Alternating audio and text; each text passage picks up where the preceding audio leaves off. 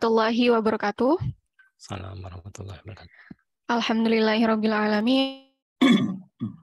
Anbiya wal mursalin, Sayyidina wa Maulana Muhammadin wa ala alihi wa sahbihi ajmain amma ba'd. Yang terhormat Sekretaris Prodi Hukum Program Sarjana, Bapak Bagja Agung Prabowo PhD, yang kami hormati dan juga kami muliakan. Narasumber kita pada siang hari ini, Bapak Dedi Irawan SHMH. Beliau adalah alumni Fakultas Hukum UI yang sekarang menjadi jaksa yang ditugaskan di Komisi Pemberantasan Korupsi Republik Indonesia. Selamat siang, Bapak.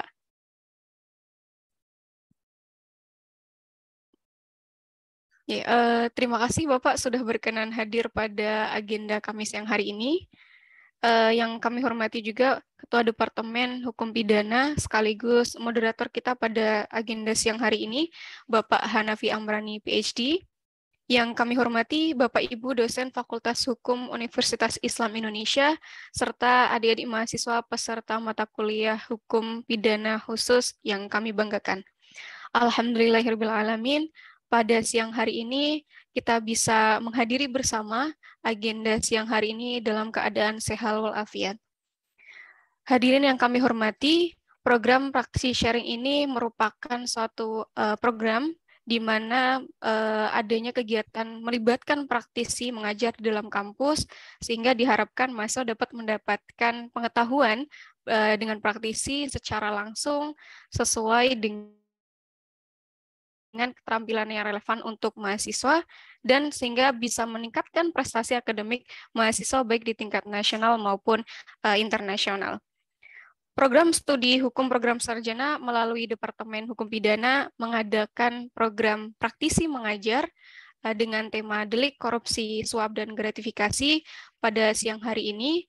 Oleh karena itu, pada kesempatan ini kami mohon perkenan Pak Bagja Agung Prabowo PhD selaku pimpinan Fakultas Hukum Universitas Islam Indonesia untuk berkenan memberikan sambutan dan juga membuka acara kita pada siang hari ini. Waktu dan tempat kami serahkan, Bapak. Baik, terima kasih. Bismillahirrahmanirrahim. Assalamualaikum warahmatullahi wabarakatuh. Waalaikumsalam warahmatullahi wabarakatuh. Yang saya hormati Bapak Dedi Irawan SHMH selaku narasumber. Yang kami hormati Bapak Hanafi Amrani SH LLM PhD selaku moderator, serta saudara-saudara sekalian. Pertama-tama marilah kita senantiasa memanjatkan puji syukur kita kehadirat Allah Subhanahu wa Ta'ala, Allah yang Maha Pengasih tanpa pilih kasih, Allah yang Maha Penyayang yang tak terbilang. Karena atas rahmat, hidayah, dan inayahnya pada siang hari ini kita diridhoi untuk melaksanakan program praktisi mengajar dengan tema delik korupsi, suap, dan gratifikasi. Bapak, Ibu, saudara-saudara sekalian, program praktisi mengajar ini merupakan realisasi dari program MBKM yang dicanangkan oleh Mas Menteri. Dan ini patut kita apresiasi untuk mengembangkan wawasan mahasiswa, tidak hanya mendapatkan sumber dari para akademisi, tapi juga para praktisi di bidangnya. Nah, di dalam tema yang kita angkat pada siang hari ini sangat menarik, terkait dengan delik korupsi, suap, dan gratifikasi. Sebagaimana kita ketahui bahwa pengertian gratifikasi ini diatur di Peraturan KPK nomor 2 tahun 2019 tentang pelaporan gratifikasi ya, pada pasal 1, yaitu pemberian dalam arti luas meliputi uang, barang, ya, diskon, kemudian ada pinjaman tanpa bunga, dan seterusnya. Baik yang diterima di dalam negeri maupun di luar negeri, yang dilakukan dengan menggunakan sarana elektronik atau tanpa sarana elektronik. Tetapi dalam rumusan pasal 12B tentang gratifikasi dan pasal 5 ayat 2 ya tentang suap, pada Undang-Undang Nomor 31 Tahun 1999 ya, junto Undang-Undang Nomor 20 Tahun 2001, terlihat adanya tumpang tindih atas muatan perbuatan dalam pasal-pasal tersebut. Sehingga nampak tidak ada perbedaan yang cukup jelas antara tindak pidana gratifikasi dengan tindak pidana suap. Nah, ini penting untuk kita kaji bersama. Pada gratifikasi ini tidak nampak ya adanya niat jahat mens rea pihak penerima pada saat uang atau barang itu diterima. Niat jahat dinilai ada ketika gratifikasi tersebut tidak dilaporkan dalam jangka waktu 30 hari kerja. Sehingga setelah melewati waktu tersebut dianggap suap ya sampai dibuktikan sebaliknya. Nah, ini nanti akan banyak dieksplor, dijelaskan oleh Bapak Dedi Irawan ya SHMH. Saya ucapkan terima kasih Bapak Dedi Irawan SHMH. Beliau adalah alumni Fakultas Hukum UII yang komit ya terhadap Fakultas Hukum UII. Beliau pada saat ini sebagai jaksa pada Komisi Pemberantasan Korupsi Republik Indonesia. Saya ucapkan juga terima kasih kepada Bapak Hanafi Amrani, SH LLM PhD yang telah berkenan nanti untuk menjadi moderator. Dan atas nama pimpinan, tentunya kami sangat mengapresiasi kegiatan ini dan nanti akan menjadi program rutin ke depannya dengan tema-tema yang berbeda. Demikian yang dapat kami sampaikan. Marilah program praktisi mengajar pada siang hari ini dengan tema delik korupsi, suap, dan gratifikasi kita buka bersama dengan membaca basmalah. Bismillahirrahmanirrahim. Kurang lebihnya mohon maaf. Non wal kolami wa mayasdurun. Wassalamualaikum warahmatullahi wabarakatuh. Waalaikumsalam warahmatullahi wabarakatuh. Terima kasih kami haturkan kepada Bapak Bagja Agung Prabowo PhD yang telah membuka acara pada siang hari ini. Untuk efisiensi waktu, langsung saja kita masuk kepada sesi materi, yaitu terkait dengan program praktisi mengajar dengan tema delik korupsi, suap, dan gratifikasi yang akan dipandu oleh beliau, Bapak Hanafi Amrani, SHMH LLM PhD. Beliau merupakan dosen Fakultas Hukum Universitas Islam Indonesia yang sekarang menjabat menjadi Ketua Departemen Hukum Pidana. Beliau menyelesaikan program studi sarjana di Fakultas Hukum Universitas Islam Indonesia, Magister Hukum di Fakultas Hukum Universitas Indonesia dan Erasmus University Rotterdam. Selanjutnya kemudian beliau menyelesaikan program Erasmus University Rotterdam. Baik, kepada Bapak Hanafi Amrani, kami persilahkan. Monggo Bapak. Oke, terima kasih Bu Ayu. Assalamualaikum warahmatullahi wabarakatuh.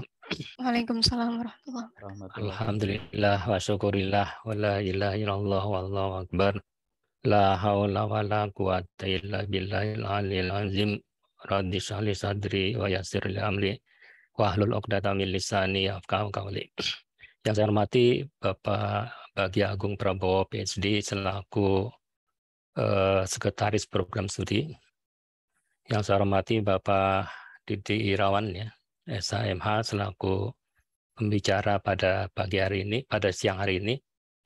Dan juga Bapak Ibu dosen yang berkesempatan hadir pada diskusi ini, juga mahasiswa yang berbahagia. Pertama kami mengucapkan terima kasih pada Pak Dedi yang berkenan hadir untuk menyampaikan topik diskusi kita yang saya kira cukup menarik ya, yaitu terkait dengan suap dan gratifikasi. Tadi sudah disampaikan oleh Pak Sekretaris Prodi bahwa ada agak sulit memang membedakan antara gratifikasi dengan suap ya, karena unsurnya itu hampir sama. Itu yang pertama. Kemudian yang kedua juga Pak Dedi Irawan terkait dengan suap ini juga ada beberapa pasal yang tumpang tindih. Saya lihat mungkin kami di teori sebagai teoritisi kadang-kadang agak sulit untuk memahami itu. Mungkin di praktik bisa dijelaskan tumpang tindih antara pasal 5 misalnya dengan pasal 12 misalnya. Itu mungkin nanti bisa disampaikan juga. Namun sebelumnya saya ingin menyampaikan biodata dari Pak Dedi Irawan. Pak Dedi Irawan ini lahir di Klaten tanggal 11 April 1984. Beliau statusnya menikah dengan 2 anak, tinggal di Klaten. Riwayat pendidikan SD sampai dengan di SLTA itu di Klaten. Kemudian S1 Fakultas Hukum UI masuk tahun 2002 ya Pak Dedi ya. Lulus tahun 2006. Kemudian S2-nya Magister Kenotariatan UGM tahun 2007, lulus tahun 2010. Dan S2 juga masih di Magister Hukum di Untan Pontianak ya, masuk tahun 2010, lulus tahun 2013. Riwayat pekerjaan oleh Pak Dedi Irawan ini, beliau pertama kali nampaknya ini berkarir di Kejaksaan Negeri Sambas, Kalimantan Barat tahun 2008 ya. Jadi 2 tahun setelah beliau lulus. Kemudian di Kejaksaan Negeri Mempawah ya, Kalimantan Barat tahun 2011. Kemudian Kejaksaan Negeri Mojokerto tahun Jawa Timur tahun 2013. Kemudian Kasubsi Penyidikan Kejaksaan Negeri Jakarta Barat tahun 2018. Kemudian Kasipidus Kejaksaan Negeri Tabanan tahun 2019. Kemudian Kasih Barang Bukti dan Barang Rampasan Kejaksaan Negeri Nganjuk tahun 2021. Dan sampai sekarang beliau sejak tahun 2022 beliau Jaksa Ahli Muda pada Jampitsus Kejaksaan Agung RI yang ditugaskan pada KPK RI. Direktorat Pelacakan Aset, Pengelolaan Aset dan Eksekusi. Itu saya kira sekilas biodata dari Pak Dedi Irawan. Jadi Pak Dedi Irawan masuk tahun 2002 ya Pak ya, di Fakultas Hukum UI. Baik, saya kira apa yang sudah saya sampaikan sebagai pembuka tadi, mungkin Pak waktu dan tempat kami persilakan sepenuhnya kepada pembicara Pak Dedi Irawan. Silakan Pak Dedi. Siapa? Terima kasih atas kehormatan buat saya sebagai alumni ada panggilan pada hari ini. Dan mohon maaf Pak kalau sinyal internet saya naik turun, padahal saya sudah berusaha untuk pakai internet kantor pada hari ini. Jadi saya hari ini ke kantor untuk program hari ini Pak. Okay. Yang kami hormati Pak Bagja Agung mewakili dekan. Beliau dulu sempat saya diajar oleh Pak Bagja Agung, Pak seluruh jajaran.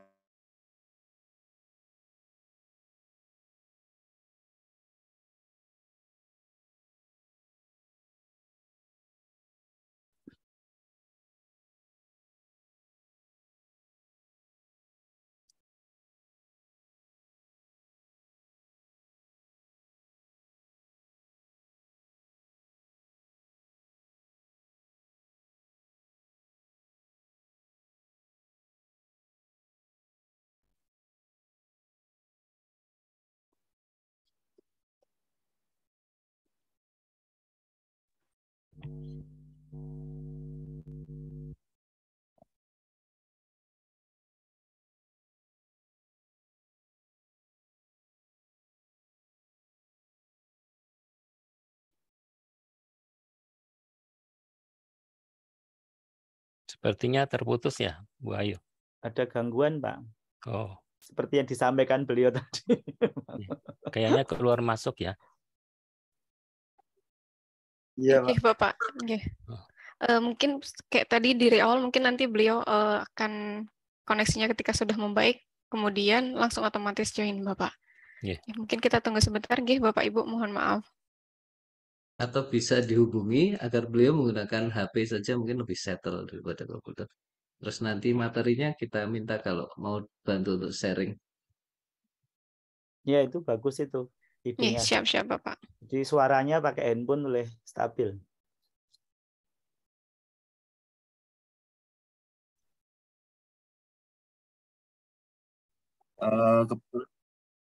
Sehari-hari saya sendiri di KPK ini sebenarnya di bagian labuk.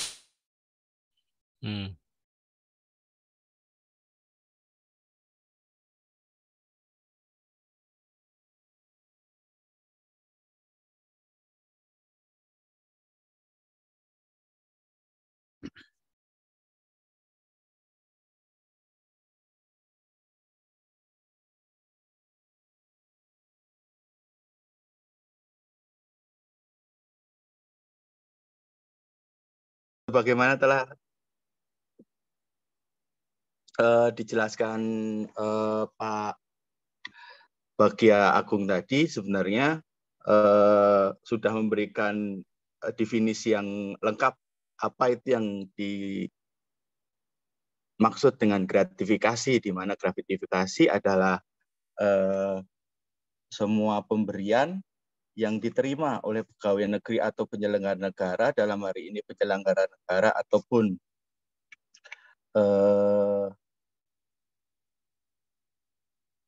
pegawai negeri. Oleh karena itu, gratifikasi memiliki arti yang netral, sehingga tidak semua gratifikasi merupakan hal yang dilarang atau sesuatu hal yang salah.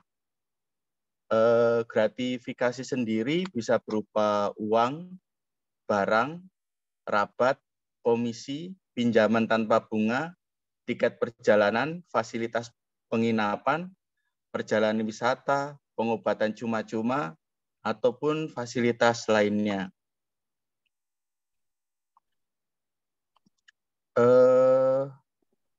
Ada beberapa perbedaan yang krusial antara hadiah, gratifikasi, gratifikasi ilegal, ataupun suap. Di mana yang dikatakan hadiah adalah pemberian yang wajar, dilakukan karena hubungan baik, sama sekali tidak terkait dengan jabatan. Gratifikasi, pemberian dalam arti luas kepada pegawai negeri atau penyelenggara negara, sedangkan gratifikasi ilegal adalah pemberian yang berhubungan dengan jabatan yang berlawanan dengan kewajiban tugas atau pihak penerima. Pada dasarnya, gratifikasi itu bisa masuk kategori suap yang tertunda apabila di sini dalam arti pemberian itu terkait dengan jabatan yang berlawanan dengan kewajiban dari petugas tugas dan kewajiban dari pihak penerima. Sedikit saya paparkan di sini bahwa perbedaan gratifikasi dan suap disampaikan oleh Profesor Umar Syarif, Edi Omar Syarif, di mana perbedaan suap dan gratifikasi terletak dari mean of mind, yaitu adanya kesepakatan, di mana suap harus ada kesepakatan terlebih dahulu, sedangkan gratifikasi tidak ada kesepakatan. Jangan Joko Sarwoko membedakan suap dan gratifikasi, di mana suap perbuatan mengidentifikasikan adanya kesepakatan telah dilakukan, sedangkan gratifikasi pelaporan ditekankan pada kesadaran seperti self assessment di perpajakan, di mana maksudnya adalah ketika orang menerima hadiah yang bisa dikategorikan gratifikasi, maka seharusnya ada kesadaran diri untuk melaporkan ke KPK dalam waktu 30 hari sehingga pidana dari suap itu akan gugur. Sementara Asmi Adami Khasawi dari Universitas Brawijaya menjelaskan bahwa suap niat jahat untuk memiliki telah ada saat penerimaan dari saat menerima barang ataupun dari barang-barang tersebut. Sementara gratifikasi, niat jahat atau mens rea untuk memiliki dianggap ada setelah dari 30 hari kerja, di mana ketika tidak melaporkan dalam 30 hari kerja, berarti dianggap suap. Sementara Marus Ali dalam bukunya, menurut saya bukunya lengkap ini Pak, sudah lengkap. Suap merupakan pemberian hadiah atau janji berhubungan dengan jabatan di mana ada meeting of mind, ada kesepakatan saat menerima suap. Sedangkan gratifikasi tidak ada kesepakatan. Terdapat perbedaan yang mencolok antara gratifikasi, suap, dan pemerasan, di mana gratifikasi berhubungan dengan jabatan, bersifat tanam budi, tidak membutuhkan kesepakatan. Di sini dicontohkan bahwa pengusaha memberi hadiah voucher belanja kepada PNS karena merasa bantu dalam pengurusan perizinan. Mungkin di sini dalam adat ketimuran memberikan hadiah sesuatu kepada hal yang mungkin dianggap membantu kita atau telah suatu hal yang wajar. Namun karena di sini ada PNS atau penyelenggara negara di sini yang menerima hadiah itu, ada suatu kewajiban untuk melaporkan barang pemberian terhadap seorang ini untuk dilaporkan kepada KPK ataupun kepada unit pengelola gratifikasi yang biasanya berada di Satker yang untuk menentukan apakah barang yang dimaksud termasuk gratifikasi atau bukan. Sementara suap ada kesepakatan kedua belah pihak, di mana biasanya dilakukan secara rahasia dan tertutup.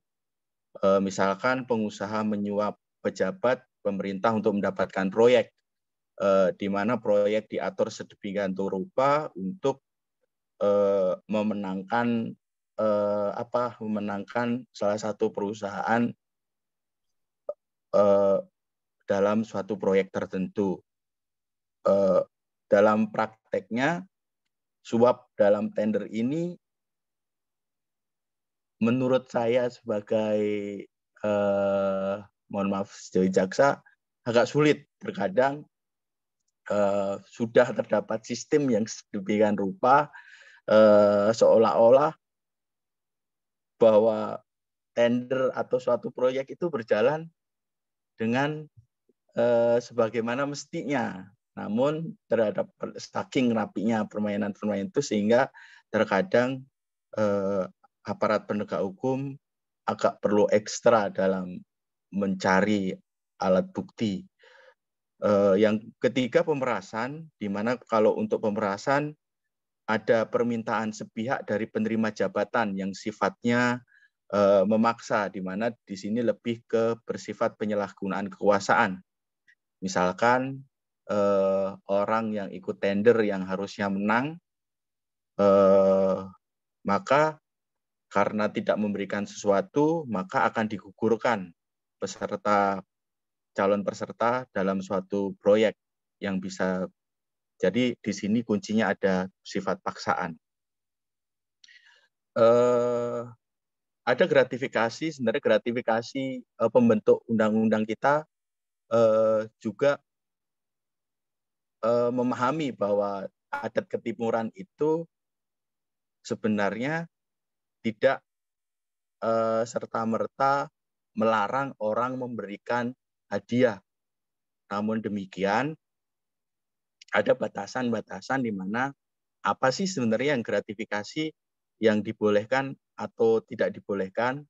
Nah, gratifikasi ilegal di sini diatur dalam pasal 12B, di mana gratifikasi dianggap sebagai suap apabila berhubungan dengan jabatan, jadi kuncinya adalah pegawai negeri atau penyelenggara negara.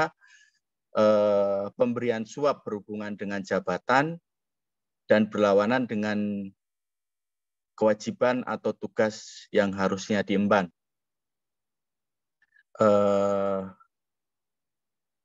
Nah, gratifikasi ini akan gugur apabila dalam waktu 30 hari kerja terhitung sejak tanggal penerimaan dilaporkan pada KPK atau seperti saya sampaikan tadi ke unit pengelolaan barang-barang, unit pencegahan gratifikasi kalau nggak salah namanya, di unit-unit kerja masing-masing. Apa sih yang dimaksud pegawai negeri?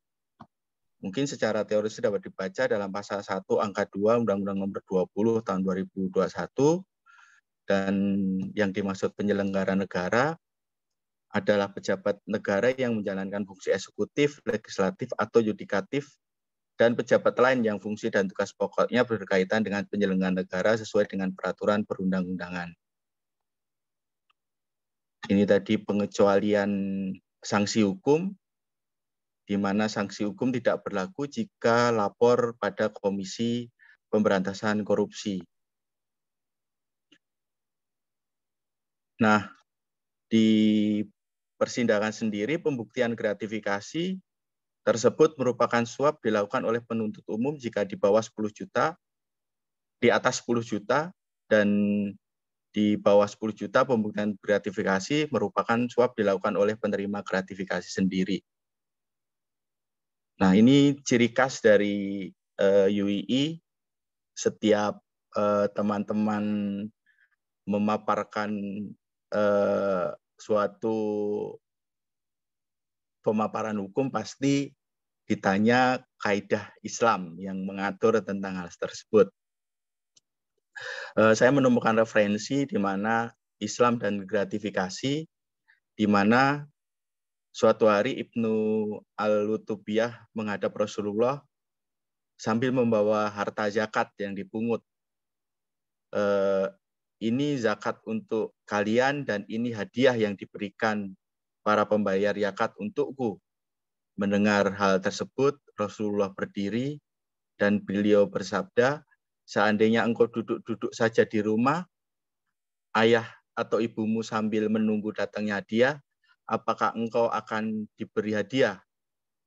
Dan selanjutnya Nabi bersabda bahwa demi Allah jika Muhammad ada di tangannya tidak suatu pegawai menerima hadiah, melainkan dia akan datang di hari kiamat sambil memukul beban hadiah di lehernya.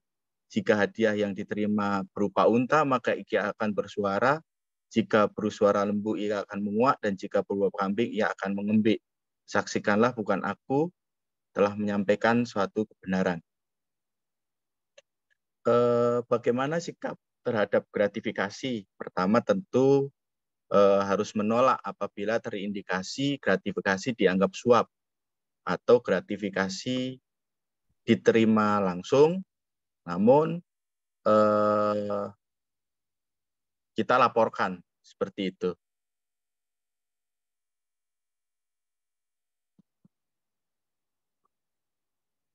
Nah, ini mungkin rincian gratifikasi yang tidak wajib dilaporkan. Hal ini juga berlaku bagi insan KPK. Jadi kalau misalkan kita pegawai KPK ini disebutnya insan KPK, di mana ada aturan-aturan intern yang melekat di kita, bahwasanya kita tidak boleh menerima honor, hadiah yang berupa apapun selain gaji. Termasuk misalkan pada hari ini saya sebagai pembicara dalam materi pada siang hari ini sebagai insan KPK, maka tidak boleh menerima hadiah, souvenir, karena diatur dalam kode etik intern insan KPK seperti itu. Nah, ini mungkin dalam Perkom pasal 2 ayat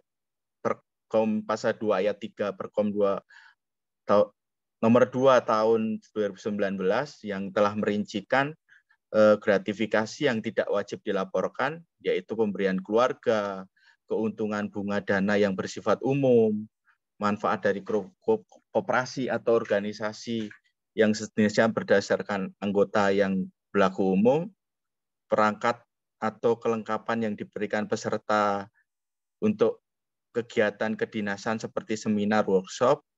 Kelengkapan ini dalam artian misalkan name tag, pulpen, seperti itu bisa diterima.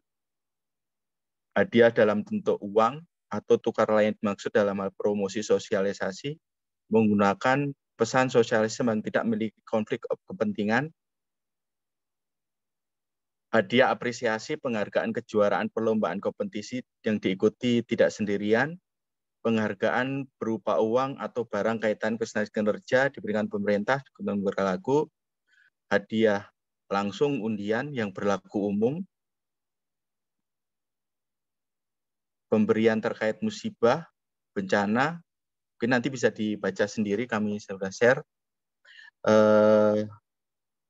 Gratifikasi yang tidak wajib dilaporkan sudah kami paparkan tadi, di mana ada gratifikasi yang selain kami paparkan tadi, maka wajib dilaporkan, di mana setelah dalam waktu sebelum 30 hari sejak gratifikasi diterima, maka dilaporkan, bisa melalui langsung ke kantor, bisa melalui email, bisa melalui surat.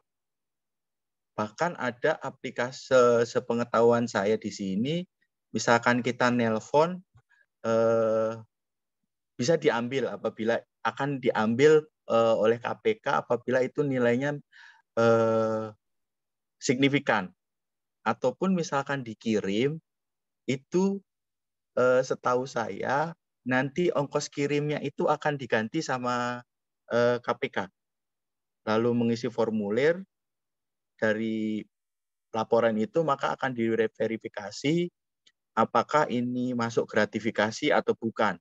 Nah, apabila barang gratifikasi itu kita menginginkan, maka kita bisa menebus sesuai dengan penilaian yang dilakukan oleh DJKN ataupun PIN penilai yang telah ditunjuk. Kalau kita tidak mau nebus dan barang itu termasuk gratifikasi, maka barang itu akan dilelang dan hasilnya akan masuk sebagai PNBP. Ini media dalam pelaporan gratifikasi, bisa datang langsung, bisa mengisi formulir, aplikasi online, email. Oke.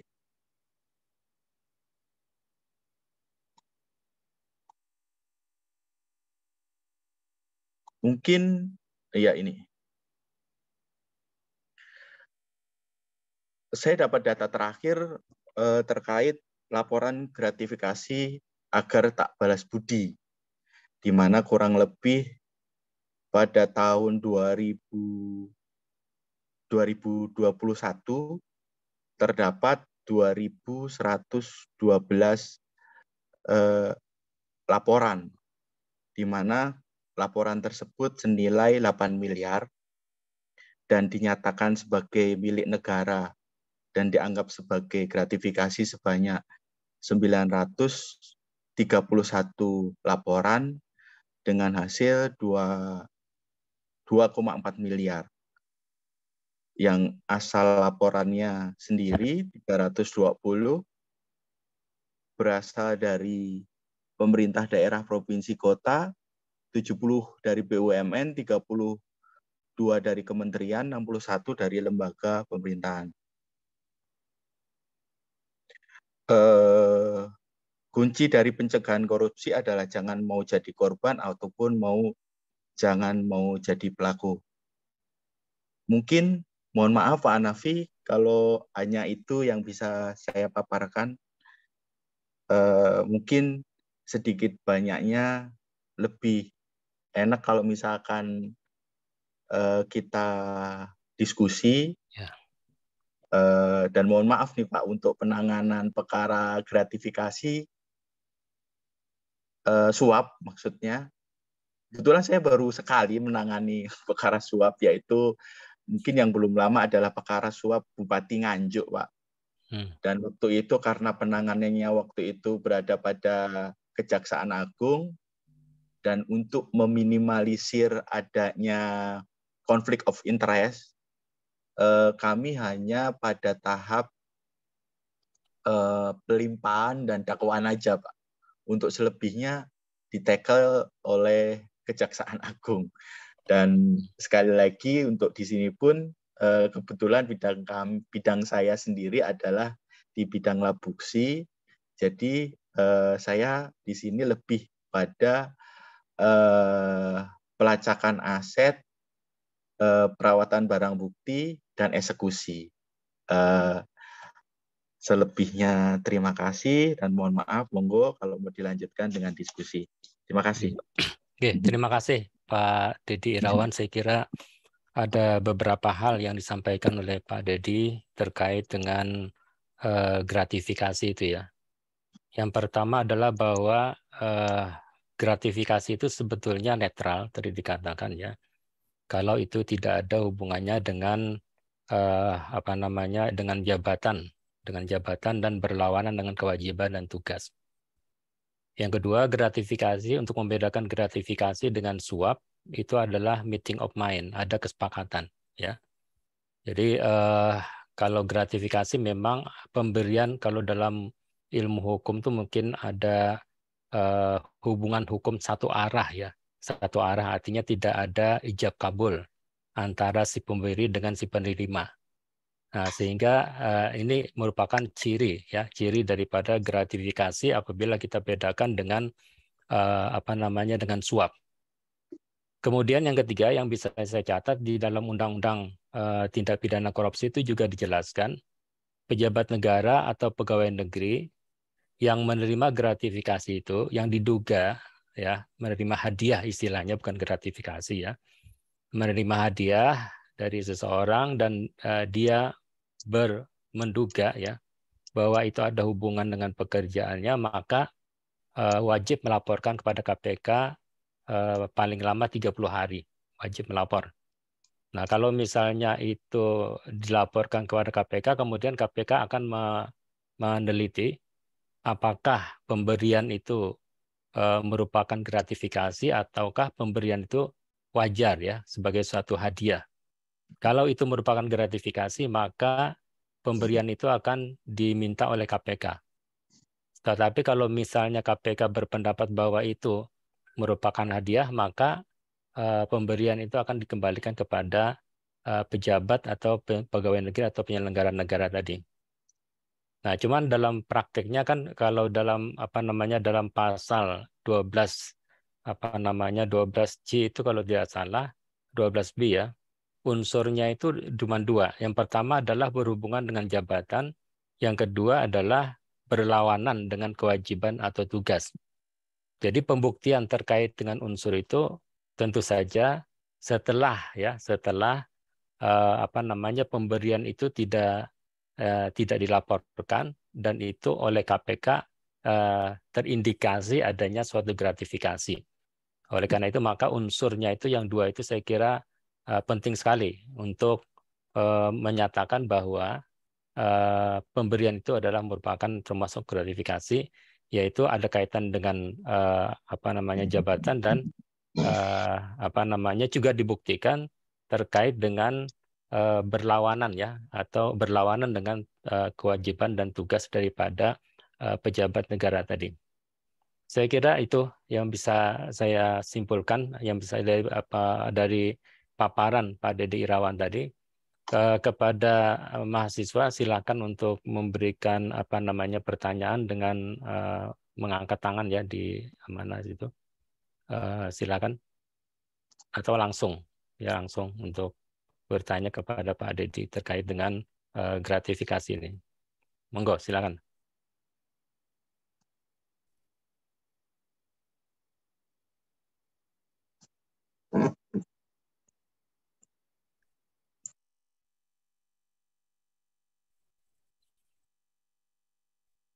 Saya izin bertanya, boleh Pak? Monggo, silakan, Mas Sofyan Majid. Ya. Saya ingin bertanya kepada Pak Dedi. Jadi begini Pak, tadi kan Bapak menjelaskan tentang gratifikasi yang tidak wajib dilaporkan.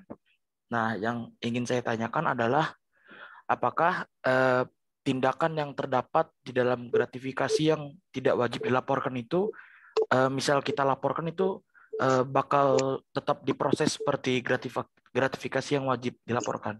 Sebelumnya terima kasih Pak. Oke. Satu, kita kumpulkan dulu ya. Mungkin ada 3 kalau bisa. Kalau misalnya ada yang lain, biar sekaligus dijawab oleh Pak Dedi. Monggo.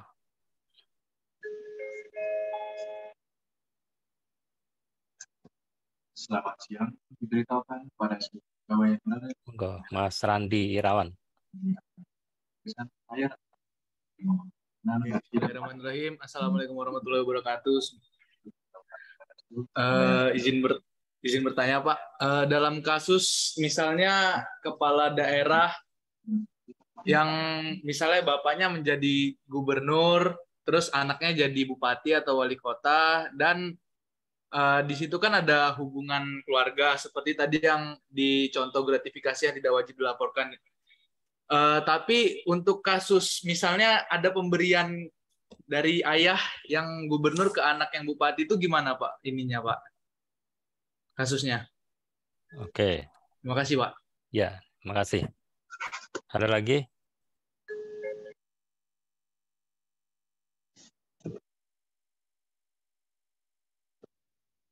Satu lagi kalau ada.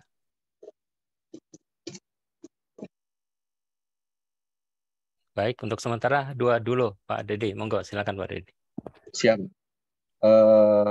Mungkin saya sedikit mengulas pertanyaan nomor pertama, bahwasanya tadi saya memaparkan bahwasanya ada hadiah yang tidak perlu dilaporkan sebagai barang gratifikasi. Apakah itu mungkin nanti bila kita tidak dilaporkan, maka menjadi gratifikasi. Sebenarnya pembentuk undang-undang di sini telah sedikit banyak mengakomodir bahwasanya adat kenipuran memberikan hadiah adalah suatu hal yang lumrah. Namun untuk membatasi hal tersebut menjadi suap, bahwasanya di sini kuncinya tadi adalah apakah ada kaitannya dengan jabatan ataukah ada kesepakatan untuk mempengaruhi pejabat penyelenggara negara ataupun PNS dalam menjalankan kewajibannya. Jadi sepanjang hal-hal yang kami uraikan tadi tidak ada kaitannya dengan penyelenggara negara, tidak adanya kesepakatan untuk mempengaruhi untuk melakukan atau tidak melakukan perbuatan yang seharusnya dilakukan, ya sepanjang itu ya tidak masuk dalam gratifikasi. Itu mungkin jawaban nomor 1. Nomor 2, saya menangkapnya adalah apabila seorang bupati atau gubernur memberikan barang hasil gratifikasi kepada anak atau saudaranya. Dalam case seperti ini, sepanjang anaknya itu tidak PNS dan tidak untuk mengarahkan sesuatu atau apa kebijakan atau apa, ini bukan untuk tindak perbuatan anak menerima barang dari orang tuanya, bukan kategori gratifikasi. Namun tindakan ini bisa masuk dalam ranah TPPU sependek pengetahuan. Jadi ketika kita menerima hadiah yang patut diduga hadiah itu adalah hasil dari suatu tindak pidana, maka masuknya adalah tindak pidana pencucian uang. Mungkin itu Pak Nafi mungkin dapat menambahkan Pak. Barangkali ada kurang jawaban saya. Terima kasih. Terima kasih. Saya kira cukup Pak. Mungkin ada yang lain? Silakan.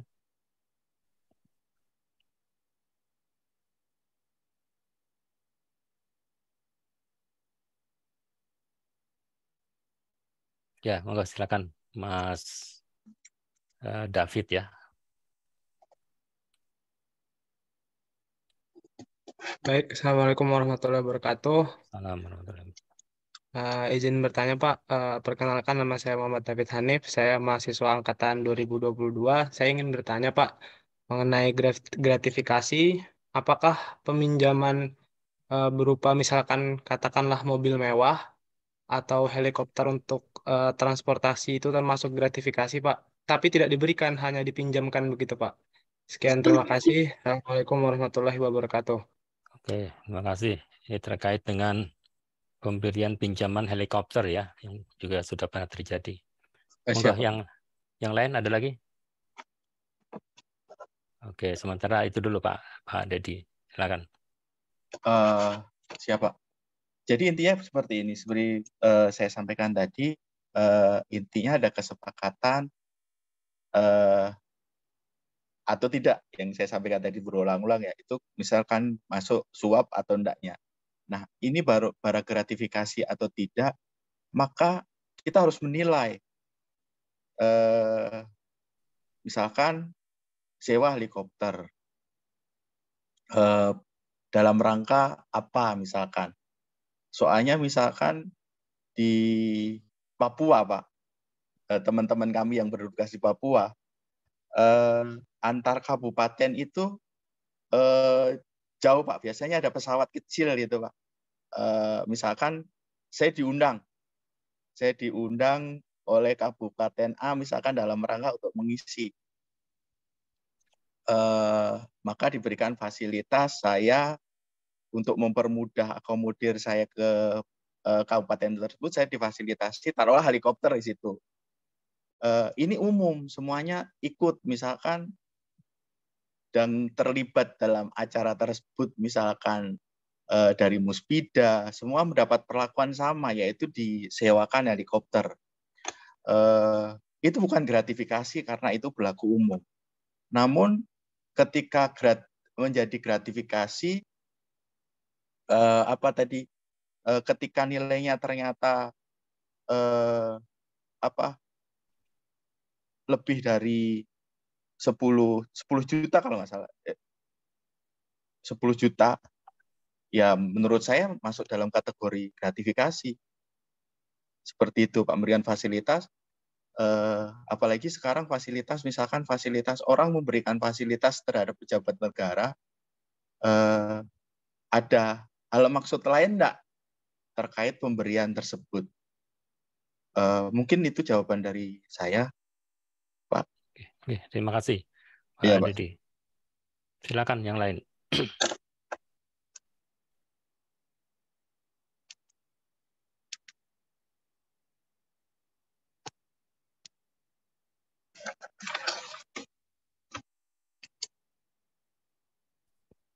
Mohon maaf Pak, saya izin bertanya boleh? Silakan. Boleh, Ma. Nama saya, perkenalkan dulu sebelumnya, nama saya Raden Nurfara Anissa, saya dari mahasiswi Fakultas Hukum Program Magister.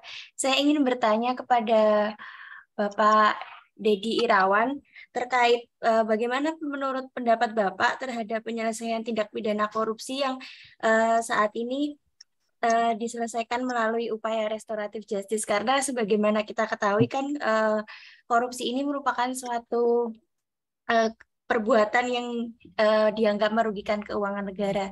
Begitu Pak pertanyaan saya. Terima kasih sebelumnya. Terima kasih, Mbak Raden. Ini agak sedikit menyimpang sedikit, nggak apa-apa Pak. Ya. Iya, Pak. Siapa? Mumpung ketemu Pak Dedi, mungkin katanya Mbak Raden. Ya. Salah satu program yang sekarang sedang digaungkan oleh Jaksa Agung adalah restoratif. Memang untuk yang sekarang adalah yang sedang digalakkan adalah satu tindak pidana yang dimana tindak pidana itu dalam kategori tindak pidana ringan, ada unsur pemaaf dari korban, ada korbannya, dan telah terjadi perdamaian. Itu setahu saya sekarang satu gerakan yang sedang digalakkan oleh Jaksa Agung, dalam artian di sini tujuannya adalah untuk memang benar-benar, kalau pesan Jaksa Agung itu menghidup-hidupkan rasa keadilan di masyarakat. Jadi nggak semua perkara misalkan mungkin satu contoh yang lagi menarik sekarang adalah mungkin ya Pak ya, suami istri yang sedang cekcok, di mana pada saat sudah dinyatakan P21, namun setelah P21 dia melihat suaminya ditahan, masa depan anaknya juga akan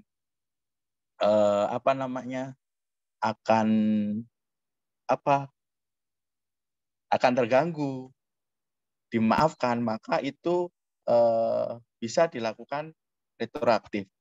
Nah, sebenarnya untuk tindak pidana korupsi, istilah retroaktif itu mungkin dulu pertama kali itu pada zaman, kalau tidak salah pada waktu Jaksa Agungnya Pak Basrif Arif, di mana ada satu edaran apabila kerugian di bawah 25 juta, maka tindak pidana korupsi apabila misalkan si terpidana tersangka mengembalikan ke kas negara, maka pidananya dihentikan, proses penyidikannya dihentikan. Alasan filosofisnya adalah bahwa pada saat itu ya Mbak ya, pada saat itu adalah bahwa untuk penanganan biaya korupsi itu tinggi, sehingga akan tidak efektifnya apabila untuk kerugian yang pada saat itu 25 juta akan tetap lanjut. Namun demikian, ada syarat-syarat khusus untuk restoratif justice untuk perkara korupsi. Nah, untuk sekarang sependek sepengetahuan saya, karena dari sini pada waktu zaman Jaksa Agung mudanya Pak Ali Mukartono, untuk perkara tipikor ini Kejaksaan Agung memutuskan secara hati-hati, Mbak, setahu saya.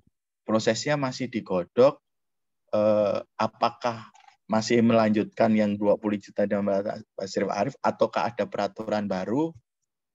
Mohon maaf, saya belum tahu berita terupdate-nya. Cuma sebagai gambaran pada waktu waktu zaman kepimimpinannya Pak Basrif Arif sempat pertama kali dilakukan mungkin istilah retroaktif justice waktu itu adalah kerugian seingat saya di bawah 25 juta. Seperti itu mungkin jawaban dari kami, Mbak. Terima kasih. Memang retroaktif justice ini untuk perkara korupsi memang menurut saya tidak bisa juga langsung serta-merta pasti akan menimbulkan gejolak di masyarakat nantinya. Tapi untuk yang pidana seperti yang saya sampaikan tadi, seperti itu. Terima kasih, Pak. Terima kasih, Pak Dedi. Saya kira untuk yang pidana, yang kasus sekarang ini berlangsung kan Rizky Bilar itu loh, Pak. Iya, Pak. Maksud saya itu, Pak. Rizky Bilar itu kan sudah diproses, sudah dinyatakan tersangka, kemudian istrinya mencabut laporan ya. Mencabut laporan. Nampaknya gimana nih? Belum ada respon dari kepolisian tadi ya? Baru ada berita itu kan ranahnya kepolisian, Pak. Kalau biasanya kalau di kami biasanya kalau misalkan ada proses pratutnya sudah kami nyatakan lengkap, tapi ternyata di proses lengkap itu kami tahu ketika proses penyidikan itu ada damai dan sebagainya, maka itulah yang mencoba diakomodir oleh Jaksa Agung. Istilah kami itu ingin benar-benar menegakkan keadilan, karena hukum proses pidana itu tidak harus semuanya masuk ke ranah pengadilan seperti itu, Pak Hanafi. Saya kira menarik juga tadi yang ditanyakan oleh Raden Roro tadi ya, terkait dengan pengembalian keuangan negara itu kan sedang lagi hotnya juga dibicarakan ya kemarin itu beberapa waktu yang lalu. Jadi ini agak terbentur dengan pasal 4 Pak Undang-Undang Korupsi itu ya. Pengembalian keuangan negara tidak menghapuskan pidana ya, tidak menghentikan perkara itu gitu ya. Nah, ini kadang-kadang menjadi masalah juga. Padahal tapi dalam praktik saya sering menemui itu Pak. Artinya tidak hanya kecil 25 juta, kadang-kadang lebih dari itu pun dalam praktek itu ada gitu loh. Alasan jaksa itu tidak ada sifat melawan hukumnya lagi karena sudah dikembalikan gitu. Ada beberapa kasus yang pernah saya diminta untuk memberikan keahlian, kesaksi ahli itu. Nah ini menurut Pak Didi gimana Pak? Kalau Iya, misalnya itu. Saya bisa nangkep Pak. Memang seperti ini Pak, sepanjang pengetahuan saya, kebetulan waktu di Kalimantan Barat, kami pernah melakukan hal ini Pak. Melakukan dalam artian ketika kerugian sudah dikembalikan dan apa namanya, jadi seingat saya itu ada 3 Pak. Negara tidak dirugikan gitu ya. Negara tidak dirugikan, kepentingan umum masih tetap terlayani. Ya. Terus satunya saya lupa Pak. Okay, Cuma ini tuh apa Pak? Tidak serta-merta langsung gitu Pak. Ada proses yang namanya mungkin kontrol pimpinan Pak. Jadi ada proses, misalkan kita harus mencari ahli bahwasanya ini masuk ranah administrasi, bukan ranah pidana. Setelah itu biasanya kita eksposkan, Pak. Kita eksposkan waktu itu ke Kejaksaan Tinggi biasanya. Nah, dari ekspos itu nanti akan disimpulkan apakah perkara ini bisa istilahnya dihentikan apa enggak. Sebenarnya prosesnya sama kayak restoratif justice sistem yang sekarang berlaku di kejaksaan bahwasanya di daerah itu sifatnya mengusulkan, Pak.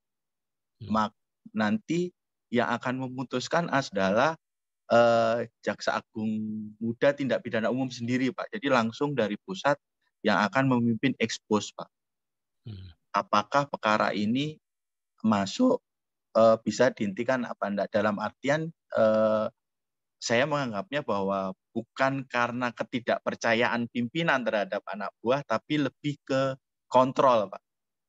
Jadi biar tindakan ini tidak disalahgunakan oleh oknum-oknum di bawahnya. Mungkin seperti itu, Pak. Terima kasih. Oke, terima kasih Pak Dedi. Ini ada yang bertanya melalui chat ini. Mbak Nadia, mau langsung disampaikan atau saya bacakan, Mbak Nadia? Kalau bisa langsung boleh.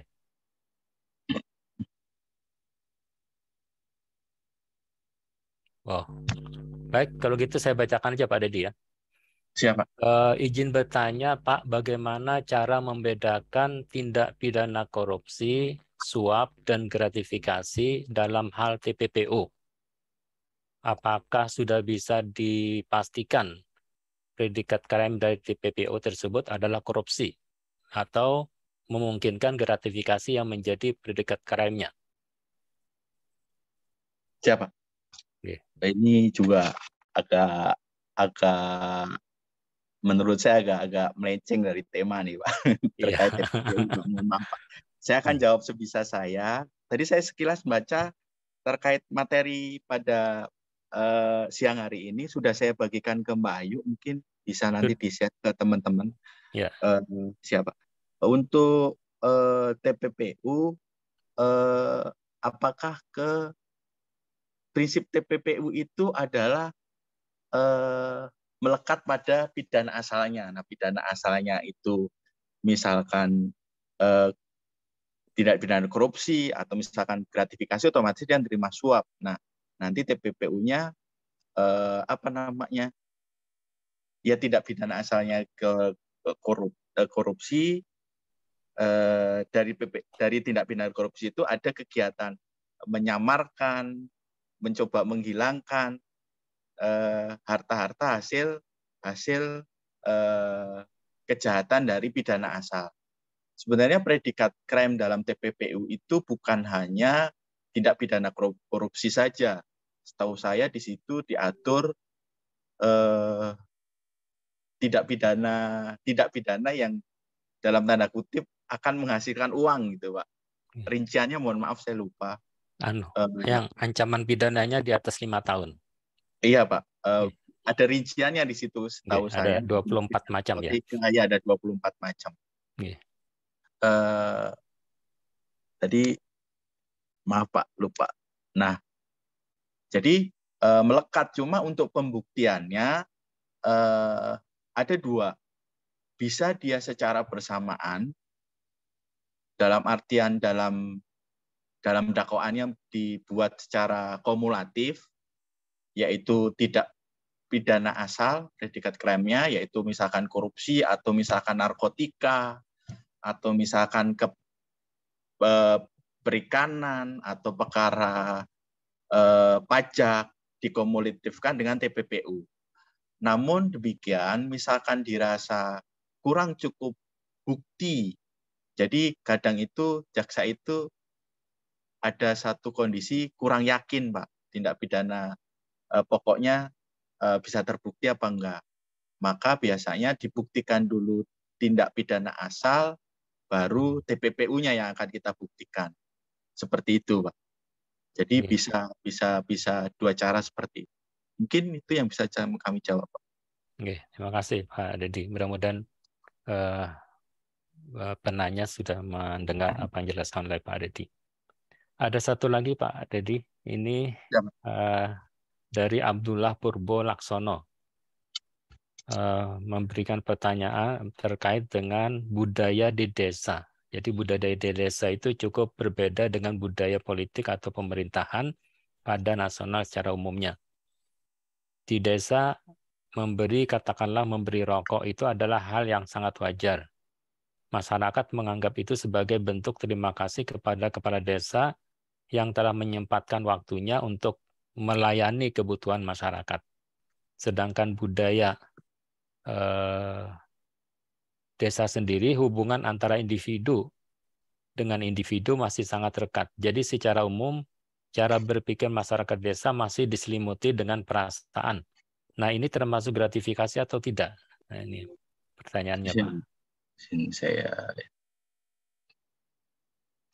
Sebenarnya tadi, Pak, jadi sebenarnya pembuat undang-undang itu juga tidak serta-merta langsung menghajar setiap pemberian kepada PNS atau penyelenggara negara itu dikategorikan gratifikasi.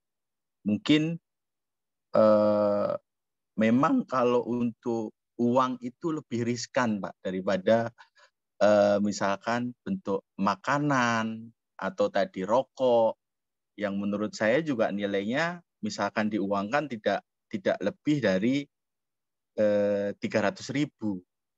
Dan kunci di situ juga tidak ada kesepakatan apakah untuk menyalahgunakan kewenangan dari kepala desa tersebut, Pak. Jadi sepanjang itu tidak, misalkan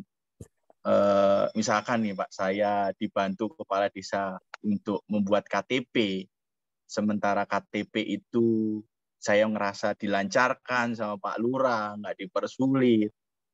Kalaupun saya misalkan menghantarkan makanan ke Pak Lurah sebagai bentuk terima kasih, menurut saya tidak masalah, karena dan ini menurut saya juga bukan gratifikasi, bagian dari adat ketimuran. Namun demikian bedanya misalkan ketika saya dilancarkan urusan KTP tadi, setelah selesai walaupun tidak ada kesepakatan, saya sekonyong-konyong datanglah Mas ke Pak Lurah ngasih amplop misalkan 1 juta. Nah, ini sebagai PNS atau apa, ya seyogianya melaporkan ke di unit-unit daerah itu sebenarnya sudah ada, jadi nggak harus dilaporkan sepenuhnya langsung ke KPK, tapi bisa melalui unit-unit pengendalian gratifikasi yang ada di daerah, Pak. Mungkin kalau misalkan di desa itu ada di tingkat kecamatan yang akan menentukan apakah ini gratifikasi apa enggak. Dan untuk jangka waktunya kalau enggak salah 10 hari. Tapi untuk hal yang tadi enggak serta-merta seperti itu. Mungkin itu penjelasan dari kami, Pak Anak. Oke, terima kasih. Jadi saya ingin menambahkan dari Pak Dedi tadi kan ya. Jadi memberi sesuatu kepada kepala desa yang sudah memberikan bantuan, itu saya kira bukan gratifikasi Pak ya, karena gratifikasi itu kan ada dua unsur ya. Yang pertama itu kan berhubungan dengan jabatan. Memang berhubungan dengan jabatan, tapi kan ada unsur satunya. Artinya berlawanan dengan kewajiban. Nah, itu yang belum terpenuhi, Mbak Nadia, kalau boleh menambahkan ya. Jadi tindakan lurah itu selama itu sesuai dengan peraturan dan warga yang memberikan hadiah kepada beliau, saya kira tidak ada gratifikasi. Kecuali ada pertentangan, berlawanan dengan aturan yang sudah ditentukan. Begitu ya Pak Dedi ya? Iya Pak, siap. Oke, makasih. Ini ada satu lagi Pak, izin bertanya dari Nadia lagi, masih ada yang ditanyakan. Apakah di dalam gratifikasi itu berlaku pembuktian terbalik seperti halnya tindak pidana korupsi? Mungkin tadi sudah dijelaskan Pak Dedi juga, mungkin bisa dipaparkan lebih detail Pak. Siap.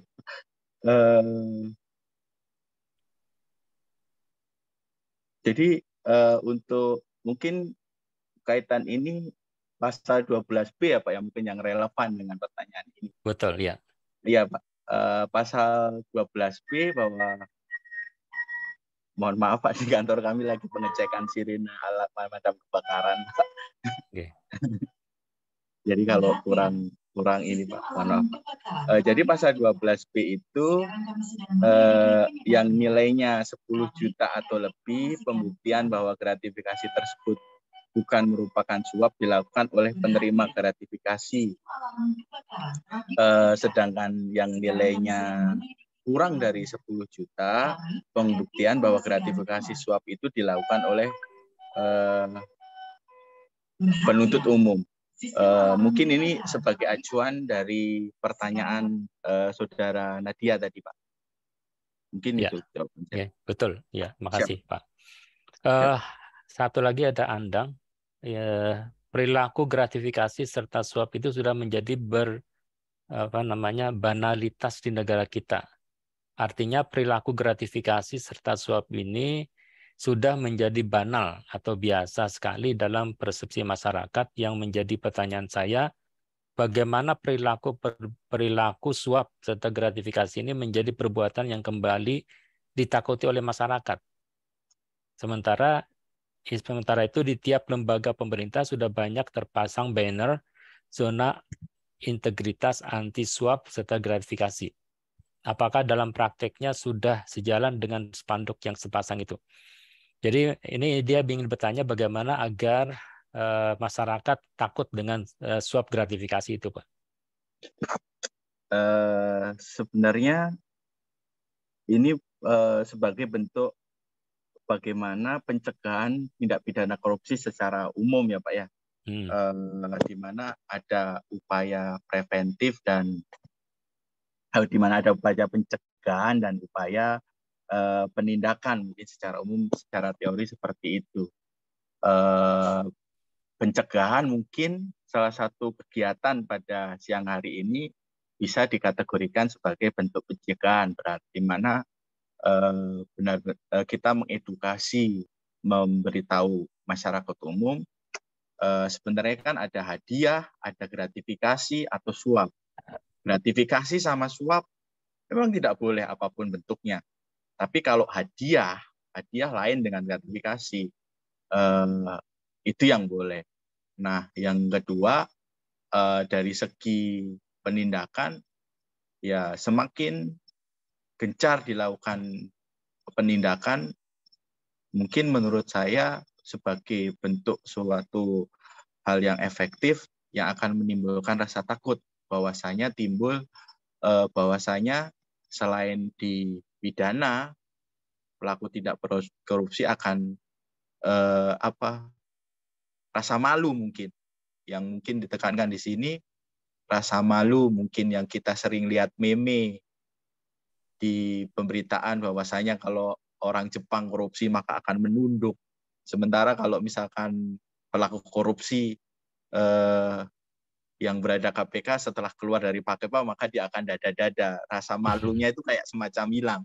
Nah, menurut saya ini adalah tugas kita bersama, bagaimana korupsi adalah menjadi budaya malu di bangsa ini. Mungkin itu jawaban dari saya, Pak. Oke.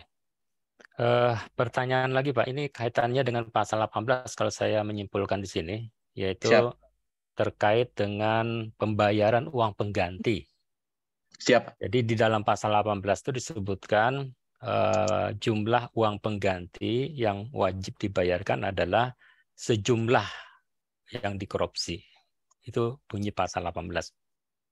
Cuman pertanyaannya adalah apakah itu adil katanya.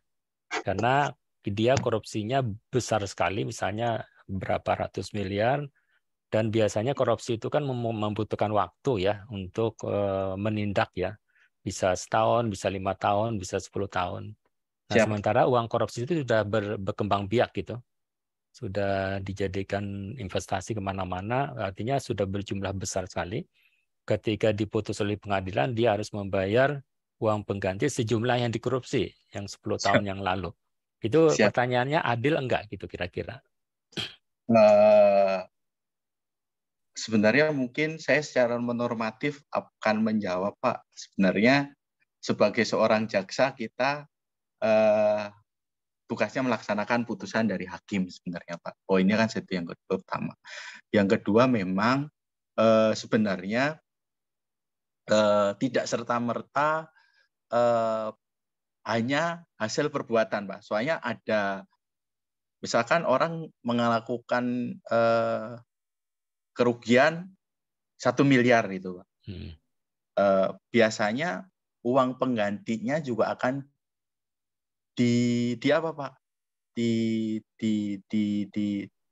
diputuskan sejumlah itu.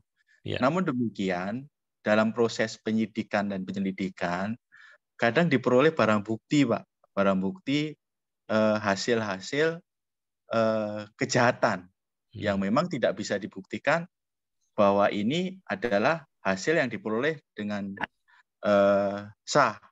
Maka itu biasanya juga dirampas untuk negara, namun tidak diperhitungkan sebagai uang pengganti, Pak.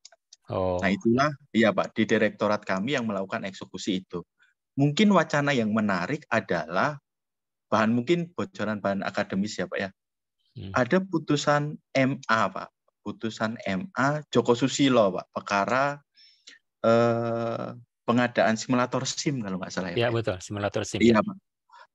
Di mana dalam putusan tingkat akhirnya adalah merampas sekian aset, Pak.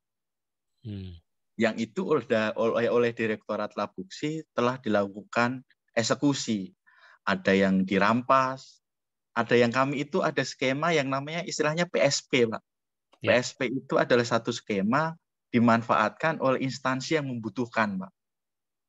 Nah, namun demikian Joko Susilo itu mengajukan PK, di mana PK-nya ini adalah mengembalikan aset-aset Joko Susilo, Pak.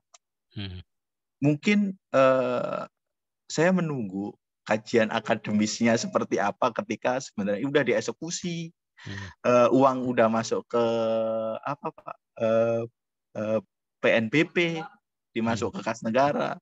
Namun MA membatalkan putusan dari Majelis Hakim PK membatalkan putusan MA. Seperti itu. Jadi disuruh mengembalikan kembali ya?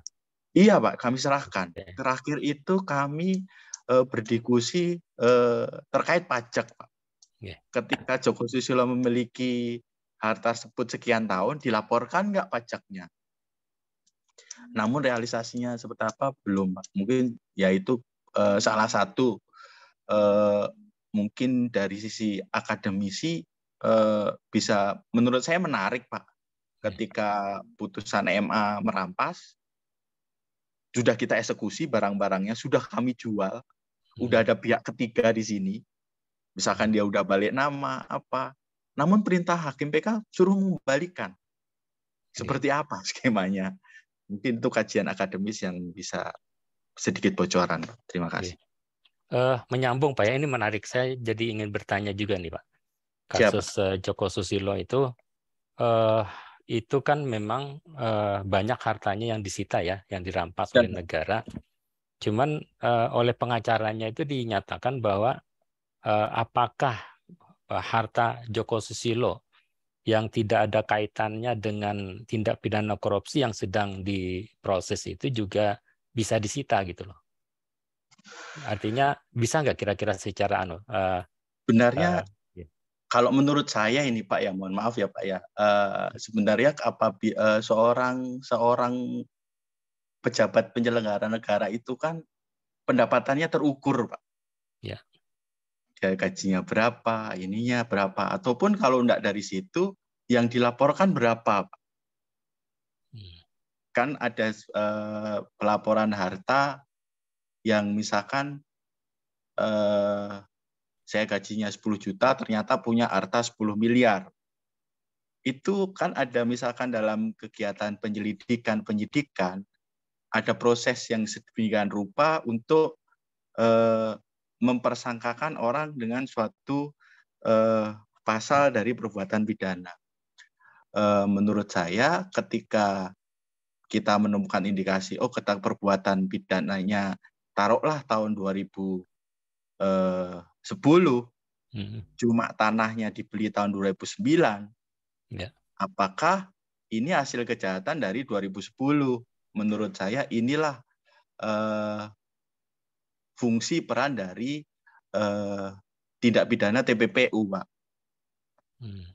Yang dari hasil misalkan dia memperoleh harta, ya maka dia akan membuktikan. Sepanjang misalkan memang dia bisa membuktikan itu harta yang sah, ya menurut saya tidak masalah. Tapi kalau misalkan dia tidak membuktikan, namun majelis hakim tanpa bermaksud ini mengoreksi putusan majelis hakim dalam artian di sini dia berpandangan kacamata kuda, menurut saya juga tidak adil, Pak.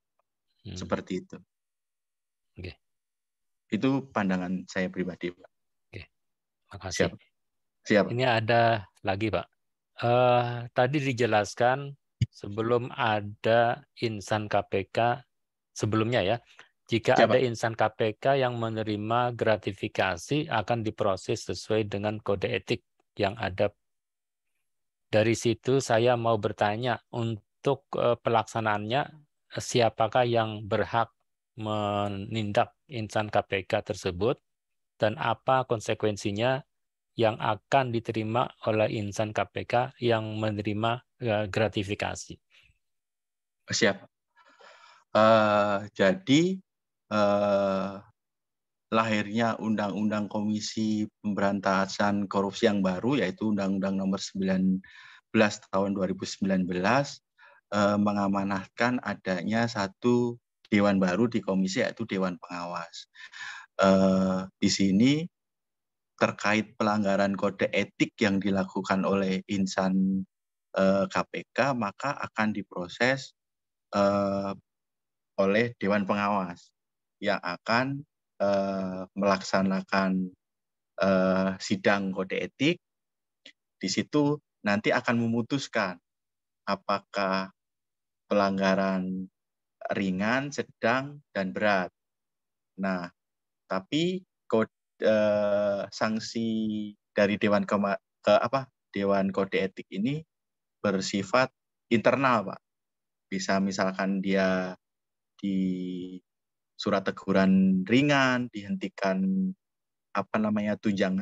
tunjangannya, sampai dengan yang terberat itu diberhentikan dari insan KPK. Kalau kami misalkan saya ini statusnya pegawai Kejaksaan Agung, misalkan itu ditamit, Pak, dikembalikan ke instansi asal.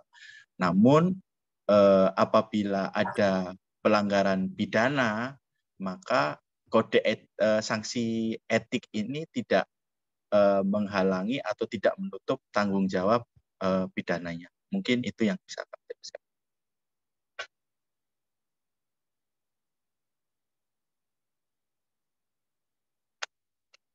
Mohon maaf Pak, termute Pak. Oke, saya menyambung tadi, kalau misalnya sudah dikembalikan, sanksinya dikembalikan ke Kejaksaan Agung, kemudian setelah diteliti ada unsur pidananya, Kejaksaan Agung masih meneruskan ya Pak ya? Iya Pak, tetap Pak. Mungkin ya tetap siap sama Pak. Oke. Baik, ada lagi teman-teman mungkin?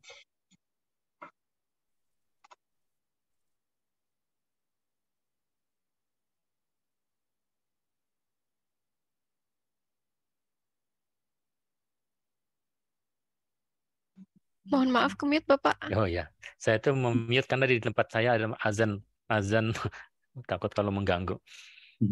Oke. Ada lagi teman-teman?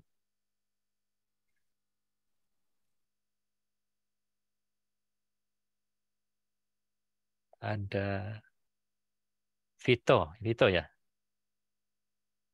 Monggo silakan.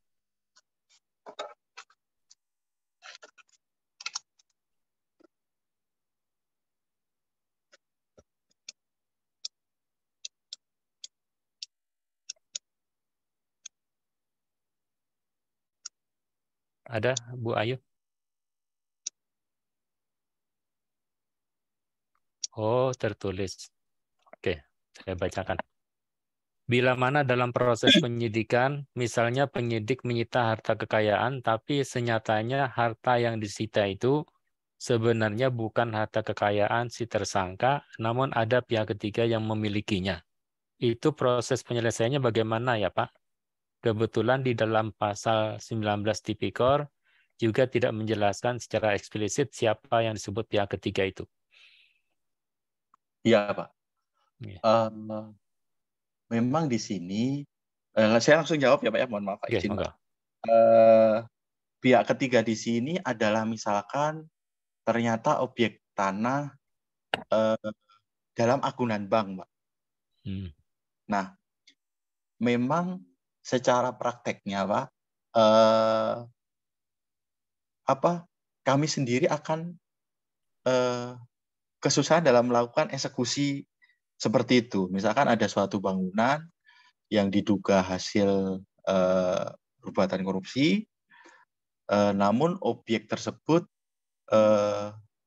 diagunkan ke bank. Kebetulan 3 minggu yang lalu, kurang lebih 3 minggu yang lalu, ada diskusi seperti itu, maka cara yang bisa ditempuh adalah kalau memang dalam putusan pengadilan merampas harta tersebut adalah kita bekerja sama dengan pihak ketiga, Pak. Dalam hal ini pihak bank, untuk menghitung secara proporsional, Pak. Piutangnya berapa, sisanya berapa. Namun ini belum terlaksana di kami. Nah, mungkin dari hasil diskusi itu adalah perlu adanya kehati-hatian dalam melakukan proses penyitaan barang bukti dalam kaitannya ada kepentingan pihak ketiga. Bahwasanya terkadang, mohon maaf, misalkan untuk objek tanah itu untuk KPK sendiri dari tingkat penyidikan itu biasanya kami ada direktorat ATR, Pak, yang tugasnya itu melacak apakah aset ini ada pihak ketiga atau apa, yang biasanya menggandeng sama BPN, Pak. Sudah seperti itu aja kadang masih loss, Pak. Yang kejadian ada pihak itu kadang tetap masih ada seperti itu. Nah, memang kuncinya adalah kehati-hatian dan koordinasi di sini. Koordinasi mungkin kalau di KPK sendiri ada direktorat penyidikan dengan direktorat labuksi dan instansi terkait. Nah, mungkin kalau untuk di kejaksaan itu apabila penyidikan dilakukan oleh seksi tindak pidana khusus, maka sesungguhnya berkoordinasi dengan seksi intelijen yang untuk mengetahui riwayat-riwayat objek yang sekiranya akan dilakukan penyitaan. Mungkin seperti itu jawaban dari kami. Yeah. Kalau itu pihak ketiga berarti siapapun ya Pak ya? Penjelasan pihak ketiga siapapun. Tadi pertanyaannya seperti itu. Iya. Cuman kalau ada kekeliruan tuh pihak ketiga bisa menuntut nggak Pak? Prakteknya itu Pak, misalkan saya tadi bicara pihak ketiga ini pihak ketiga yang legal ya Pak ya, bukan ilegal ya Pak ya, Bang. Untuk prakteknya Pak, memang ketika seperti itu untuk proses eksekusi kami lewat eksekusi itu kami lewat KPKNL. Nah, untuk melelang barang ini biasanya dari KPKNL itu biasanya dinyatakan tidak clean and clear Pak objeknya. Ya jadinya mandek Pak. Satu sisi juga kita tidak melakukan eksekusi, tidak bisa melakukan eksekusi karena ada kepentingan pihak ketiga. Bank pun juga tidak bisa mengeksekusi karena proses ini sitaan. Dan sependek sepengetahuan saya sampai dengan sekarang memang belum ada gugatan. Namun kami telah mengidentifikasi ini adalah suatu permasalahan, Pak. Ya. Seperti itu, Pak. Tapi memang nggak ada gugatan, cuman ada semacam kesalahan, Pak. Keberatan kemudian dikembalikan gitu, Pak ya. Iya, Pak, bukan keberatan sebenarnya, Pak. Jadi ada dari KPKNL itu misalkan ada untuk tanah itu ada syarat surat keterangan tanah yang dikeluarkan oleh BPN, Pak. Nah, nanti ternyata di BPN itu muncul SKT-nya itu objek dalam agunan. Seperti itu, maka dianggapnya tidak clean and clear, Pak. Oh, ya. Sama halnya sebenarnya misalkan apartemen, Pak. Apartemen masih PPJB, pengikatan PPJB belum lunas. Itu juga proses eksekusinya juga agak tricky di kami, Pak. Mungkin itu, Pak. Ya, oke, terima kasih. Siap. Ada lagi? Teman-teman yang lain ada lagi? Silakan.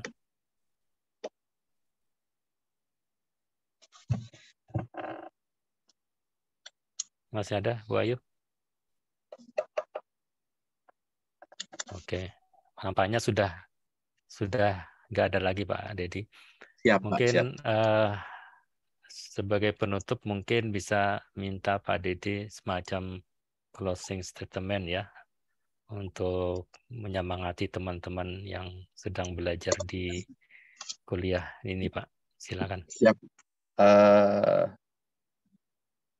Saya terima kasih sekali diberi kesempatan pada hari ini untuk menjadi pembicara, Pak. Satu kebanggaan saya bisa belajar di institusi besar di Fakultas Hukum UII. Pesan saya untuk adik-adik, teman-teman Fakultas UII, bahwa Fakultas Hukum UII itu mempunyai nama besar, Pak, yang di umum yang saya merasakan itu. Jadi saya berpesan jaga nama baik UII, itu yang pertama. Yang kedua, semangat belajar, dan semoga akan lahir orang-orang besar lagi dari UII, Pak. Kami mengharapkan kayak Pak Nafi, Pak Mahrus, tahun 2023 kan pergantian Ketua KPK nih, Pak. Saya berharap ada alumni lagi seperti Pak Busro Mukhodas dulu lahir sebagai pimpinan KPK. Mungkin itu, Pak. Jauhi korupsi tentunya. Kenali korupsi, jauhi korupsi. Mungkin itu closing statement dari kami, Pak. Terima kasih. Siap. Terima kasih. Aplaus untuk Pak Dodi. Siap. Pak Dodi, terima kasih banyak kami sampaikan atas nama fakultas. Memang kami kalau mencari pembicara biasanya selalu mencari alumni dulu, Pak. Siap, Pak. Mencari alumni dulu, karena alumni kita yang berkiprah di luar sana itu luar biasa juga, yang kita punya gitu ya. Siap, jadi kita siap. tidak mencari selain UI terlebih dahulu, kecuali UI nggak ada, baru kita tempat orang lain. Siap, yang Pak, kedua, siap. mungkin itu semacam UI memanggil, Pak. UI memanggil. Jadi mungkin Pak Dedi juga merasa terpanggil untuk datang, Pak ya. Siap, merasa Pak. terpanggil untuk datang ke UI gitu. Alhamdulillah. Siap, siap. Tapi untuk sementara ini dapat daring ya. Nanti diharapkan kalau misalnya bisa luring, bisa reuni lagi Pak ke kampus. Siap, Pak. Terima kasih. Terima kasih banyak ya. Okay.